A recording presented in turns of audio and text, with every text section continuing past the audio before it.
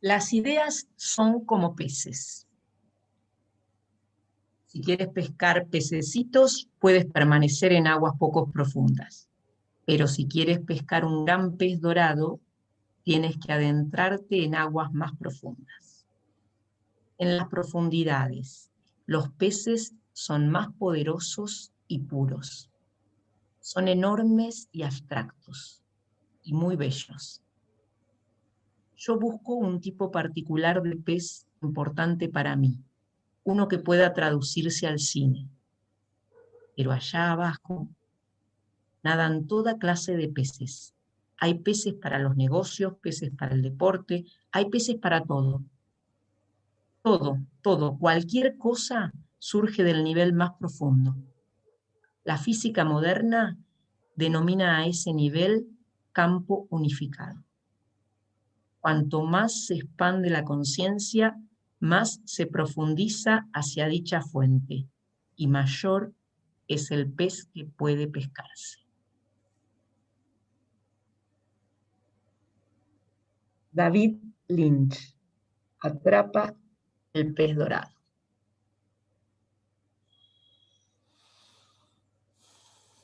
Dígame, licenciado. Dígame, licenciade, vamos a dar bienvenida a lo que sería en este instante el primer programa intitulado Bajo tu registro y tu idea, dígame, licenciade. ¿Te acordás por qué se te ocurrió ese nombre? Silvia, la presentamos. Silvia Bustos. Preséntate. Se me ocurrió ese nombre porque, bueno, un programa muy conocido de humor, que jugaban con esto de, dígame, licenciado, y, y me gustó la idea de repensar desde el lenguaje inclusivo cómo es esto de las opiniones frente a distintas situaciones que nos atraviesan. Las opiniones de quiénes. Y en este caso, tratando de incluirnos nuestra propia opinión, yo desde mi lugar de psicóloga, de profesora de teatro, de actriz, pensando las diferentes situaciones, pensando la psicología, pensando el arte, cómo nos atraviesan estos temas, la creatividad. Y bueno, y la idea desde un lugar más descontracturado, cómo podemos analizar juntos y juntes estas situaciones. Sí, aparte me hiciste acordar al sketch, el sketch que incluía la frase, dígame, licenciado. Vos te acordás que seguía con que estamos hablando del programa de Roberto Gómez Bolaños, ¿no? Nosotros lo conocemos por el Chavo, el Chapulín, pero había otros personajes interesantísimos, Sí. como puede ser este. ¿Cómo era el nombre de los personajes? No sé, lo relaciono como que eran dos Chapatín. No, ese es otro, el doctor Chapatín es otro. Bueno. Porque ellos estaban como locos. ¿No era el Chompirat? Me parece que sí. Claro, digo, el chiste seguía con que uno le decía, dígame, licenciado, y el otro contestaba, licenciado. Claro. Gracias, muchas gracias. No hay de queso, nomás de papa. Dicen que tú y yo estamos locos. Fíjate esas frases son terribles. Terribles porque era una época en donde, yéndonos un poquito, ¿no? Era una época en donde cuando se tocaba en la tele, los temas de la locura era de una manera burlona. Ujú. A modo de chiste, vos podías encontrar un sketch de Olmedo haciendo de psicólogo, cagándose de risa, y vos te reías porque era un chanta terrible que se quedaba dormido en plena sesión. En los 90 aparece Franchella haciendo un rol de psicólogo y se iba a la mierda con las intervenciones también. Digo, fíjate cómo costaba tocar el tema en serio, ¿no? De hecho, Sí. cuando aparece en cine, Mm. Hombre Mirando al Sudeste, que fue en el 86, a mí me parece, yo del registro que tengo, siendo adolescente, que fue una de las formas que Subiela, que ya tenía antecedentes, Eliseo Subiela ya había filmado algo en el Borda, que era como un documental. Cuando aparece Hombre Mirando al Sudeste, que tiene un éxito tremendo, a pesar de la Mm. temática, yo empezaba a entender que acá la cosa era tratada más en serio. Ahí no te reías. Y el tipo se metió a filmar en el medio del Borda. Sí, Bueno, yo sí. sabes qué creo. Eh, los grandes temores, ¿no? Eh, s- producen risa. Si uno eh, puede desde el lenguaje jugar con temores básicos, ¿no? El temor a la locura es uno de los grandes temores o miedos básicos, ¿no? Como el temor a la muerte. Y a mí me parece que este sketch, como tantos otros, pero este tomaba el tema de la locura con un juego de lenguaje donde también incluía, además del tema de la locura, el tema de el psicólogo o el psiquiatra que interviene frente a esta situación. Y poder trabajarlo desde el humor es muchísimo. A mí me Claro. parece que cuando uno puede empezar a reírse de los temores, cuando uno puede empezar a reírse de una misma, es cuando empezás como a poder tomar distancia, analizar esto que está pasando, no tomarlo tan en serio. eh, es como sanador. El humor nos salva, por algo está esa frase, ¿no? Por algo está esa frase. Y después vamos a Es hablar algo que de dos puntitas más.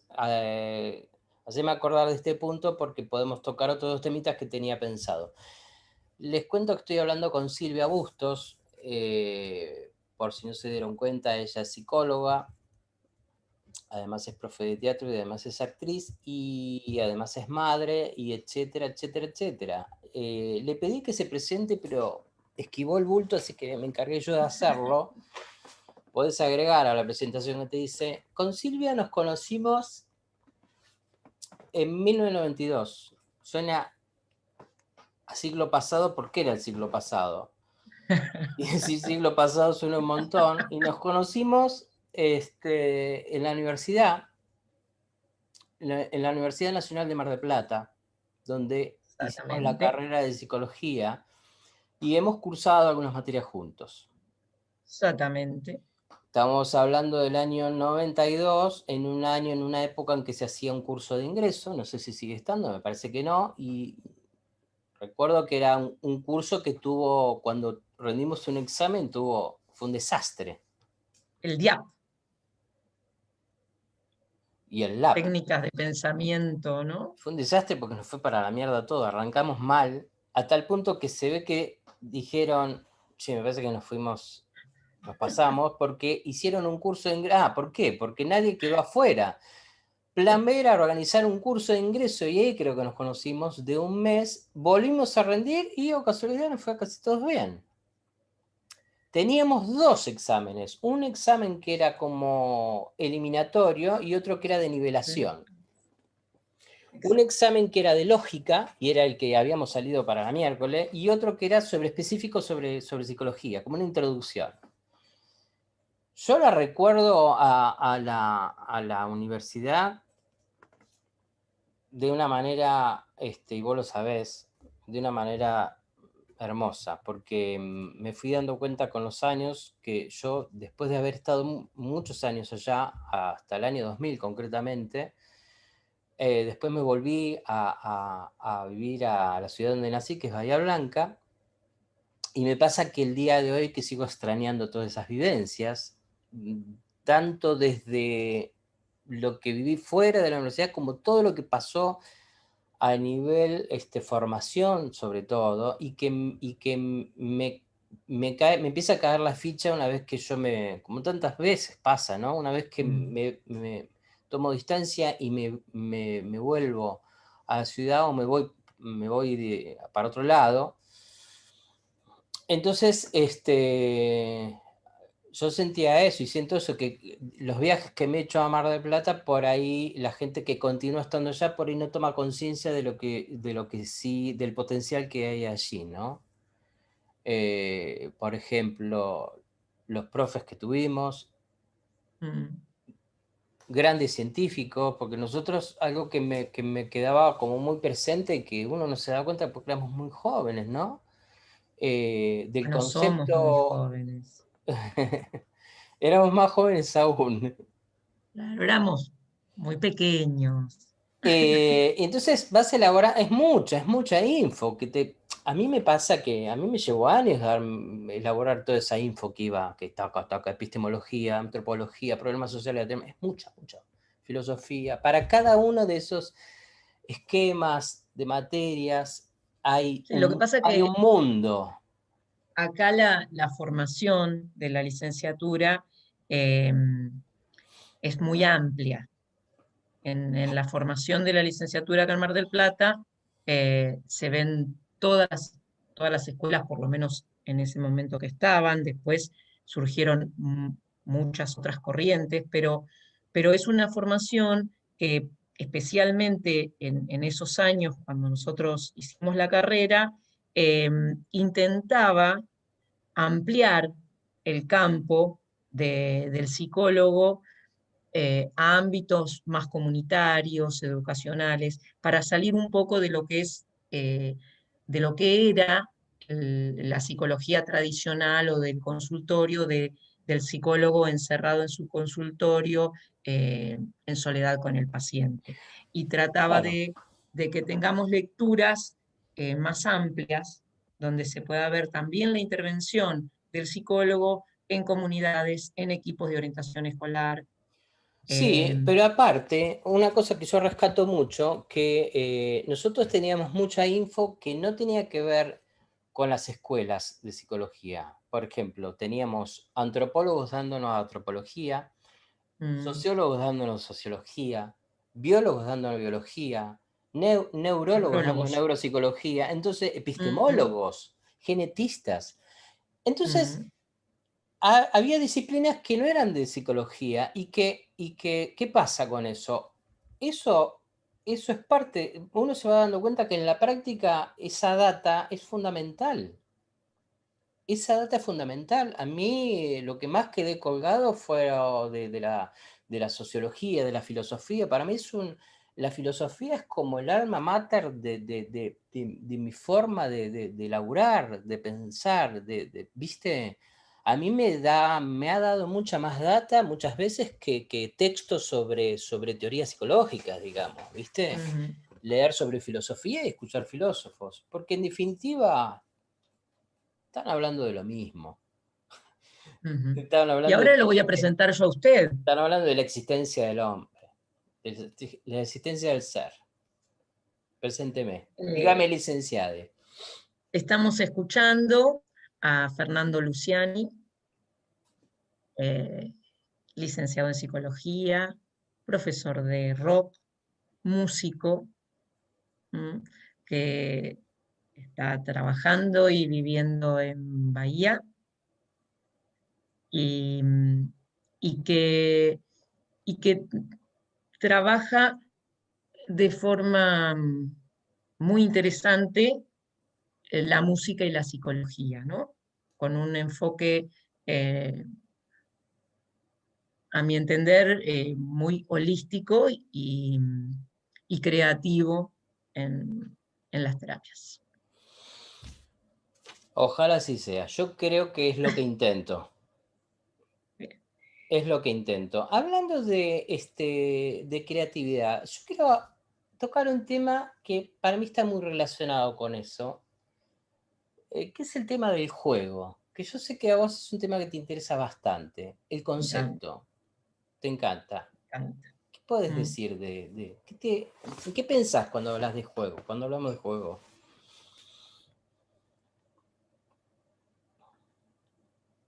Y a, a mí me resultó siempre muy interesante todo lo que tiene que ver con los espacios lúdicos. Me parece que es como un espacio que todos, todas y todos los seres humanos tenemos y que tiene que ver con la salud, porque es el espacio de mayor libertad. Em, cuando, cuando uno puede entrar en juego y, y- y podemos jugar, comprometemos todo nuestro cuerpo, nuestras emociones, es integral. Si nosotros observamos, cuando un chico está jugando, está metido en esa situación. Eh, es como después muchos adultos cuando, no sé, cuando hacen meditación, que también uno está como alejado de lo cotidiano y viviendo en tiempo presente. El juego ocurre en tiempo presente.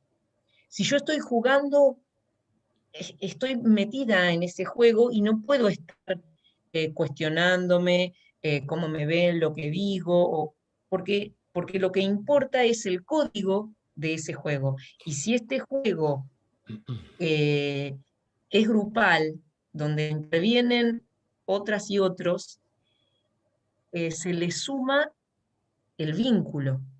Decime un ejemplo de juego. Cuando hablas de juego, ¿en qué pensás? Cuando hablo de juego, pienso en varias cosas, ¿no? Por ejemplo, me viene a la cabeza el juego del Fordá, del que hablaba Freud. El juego de Fordá, del que hablaba Freud. Freud habla de, de un chico pequeño que juega con un carretel de hilo. Entonces, tira el carrete, alejándolo de él, mientras dice la palabra Ford, y lo atrae hacia sí mientras dice da. Ese juego lo repite muchas veces cuando la mamá se va, en ausencia de la mamá. Y lo que le permite es ir elaborando la ausencia de su mamá, pero desde un lugar en la que él es protagonista, en la que él está accionando sobre la realidad. Ya no es como un sujeto pasivo que la mamá se va y lo deja solo, sino que él se apropia de esa situación. Puede manejar la situación de alejar y acercar, con la emoción que eso le genera reiteradas veces, al alejarse, la angustia de la separación de la madre y al acercar la posibilidad él de atraer a su madre. Entonces, aparecen los primeros juegos simbólicos y el lenguaje incluido, que el lenguaje es lo que permite poner palabras a situaciones que van ocurriendo. Poder apropiarse del lenguaje también nos permite poder comunicarnos y simbolizar las situaciones. Tanto el lenguaje como el dibujo, como el juego, nos permite tener elementos simbólicos para después eh, interactuar con la realidad y a la vez ir eh, elaborando estas angustias frente a las pérdidas. Ese juego por un lado, y después, bueno, todo lo que tiene que ver con los juegos simbólicos, con los niños y las niñas cuando están jugando en el jardín con otros y con otras que se disfrazan, que tienen juegos de roles. Hay muchísimas teorías con respecto a los juegos, ¿no? ¿Por qué te parece que siempre que se habla de juego en general nos remitimos a la niñez? Porque, porque el juego es, yo creo que, bueno, es inherente al ser humano, pero el niño empieza a jugar. Ya de niño uno juega, ¿Y qué es lo que interactúa crees con que puede objetos. ser que con el paso del tiempo eso empieza a disminuir? ¿Vos qué crees? Sí, sí, o sea, lamentablemente eh, a veces se va perdiendo esta posibilidad de jugar.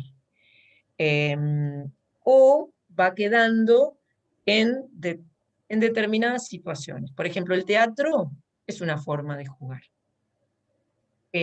Todos los lenguajes artísticos son una forma de entrar en juego. ¿Por qué? Porque vos entrás en otra realidad. Winnicott habla del espacio transicional, que es un espacio que no está ni afuera ni adentro, dice él. Está en, con elementos que corresponden a la realidad, pero que tienen que ver también con estas fantasías, con estos objetos internos que uno puede de alguna manera proyectar. ¿Vos te acordás? Tengo una pausita, seguramente te acordás y creo que la has visto. Hay una película que a mí me sigue pareciendo maravillosa, que es La vida es bella. ¿Vos te acordás? Sí, de manera de llorar. ¿Vos te acordás esa maravilla de Roberto Benigni, quien escribe, dirige y actúa de manera maravillosa, bien ganado su premio, más allá de... Ujú. Aparte, cuando fue a recibir el Oscar, ¿vos te acordás? Que el tipo pasa por encima de todas las butacas, parado, caminando, Sí, sí, sí, sí, sí, sí, sí, sí, sí, continuando un poco la dinámica. Pero fíjate ahí cómo él propone un juego a su hijo y eso es lo que lo salva a los dos incluso. sí. Me parece que al nene ni hablar, porque para el nene todo eso era real, Mm. y para el padre me parece que lo salva haber salvado a su hijo y de alguna manera empezar a jugar él también. Ujú. Recordemos Sí. que es una situación que hablaba del Holocausto, y en el caso de la época de Mussolini, en el Mm. caso de Italia, y cómo él crea como si era un como si, ¿no? Eran soldaditos, Sí. era una guerra, pero Mm. era de verdad. Me hiciste acordar con esto de la transición entre, ¿no? Entre lo simbólico y lo real, y Sí, hasta maravilloso. dónde, hasta dónde la realidad, hasta dónde se puede jugar, Claro. eh, cómo, eh, cómo hay ciertas situaciones que si uno eh, las puede codificar como un juego, eh, las podemos llevar adelante de otra manera, ¿no? Qué sé yo, cuántas situaciones que pueden resultar límites sin llegar al extremo de la situación que plantea la película, pero situaciones de estrés, ¿no? Donde, o situaciones de exposición que si uno las puede poner como un juego, que si uno puede apropiarse del lugar, porque hay algo muy interesante que tiene que ver con los juegos teatrales y es esto de poder ser protagonista activo. Cuando vos podés ser protagonista activo de una situación, empezás a perderle el miedo y empezás a empoderarte, porque todas y todos tenemos muchísimos recursos, pero a veces estamos limitadas y limitados por el miedo, por el temor a ser rechazados, Cuando entramos como en un código de juego, bueno, no pasa nada. O sea, ¿qué pasa si pierdo? ¿Qué pasa si me rechazan? ¿Qué pasa si quedo expuesta? ¿Qué pasa si me equivoco? Porque si esto es un juego y cuando se termina el juego ya está. Y aparte, ¿qué sería equivocarse? ¿Qué es equivocarse? ¿No? Digo, No parece que las acertar, reglas, las reglas son... acertar. eh, ¿Y no acertar a qué? claro, ¿No? El por juego me eso. parece que empieza a poner en otro orden las cosas. Por eso baja el nivel de exigencia. Porque, porque ya nada es tan extremo y la realidad no es una sola. De acuerdo a cómo sean las pautas o las reglas de este juego, y si yo entiendo cuáles son las reglas, puedo jugar a determinados juegos. Pero bueno, también entender eso, de que hoy podemos perder, ganar, se termina el juego y podemos hacerlo. El juego también, hay un profesor de teatro que yo admiro muchísimo, que es Jorge Polo Lobatuc, y, y, y él habla muchísimo y trabaja muchísimo con juegos teatrales, y plantea también que el juego democratiza. Es, es una forma de que todos tenemos como los mismos derechos en el juego, no importa en realidad eh, si, si vos tenés o no más dinero, si vos, porque dentro del juego hay, hay otros elementos que se pueden. Por ejemplo, en las escuelas sucede muchísimas veces chicos y chicas que en algunas materias no tienen buenas notas o no van bien. Y en teatro son, pero excelentes, trabajan con muchísimo entusiasmo porque hay otros elementos en juego, porque, porque se están trabajando otros elementos cognitivos que no dejan de ser cognitivos, Por supuesto. que no importa que no sean de matemática Claro, claro. pero, pero esos elementos también son fundamentales para, para sobrevivir. Incluso se ponen en juego elementos que muchas veces las escuelas no lo contemplan, que son los elementos emocionales e interrelacionales. Yo creo que a lo largo de los años se ha puesto mucho hincapié en lo cognitivo, precisamente, ¿no? Incluso al Sí, o se momento ha remitido a que lo cognitivo eres lo más tenga que importante. ver, o que lo cognitivo tenga que ver nada más que con lo intelectual, ¿no? Hemos hecho Sí, como bueno, un sistema educativo de cabeza, cabeza, cabeza. claro, y cuando al momento de evaluar hay, ¿no? Por más que haya registros cognitivo, actitudinal, responsabilidad, ¿no? Distintas variables, depende de cada lugar, uno sigue viendo que parece que el que más sigue teniendo peso es el cognitivo. Pero bueno, Y porque, bueno, tanto para el profe como es para el alumno, ¿no? el legado que nos dejó el conductismo, ¿no? Y la conducta que puede ser observable y medible, ¿no?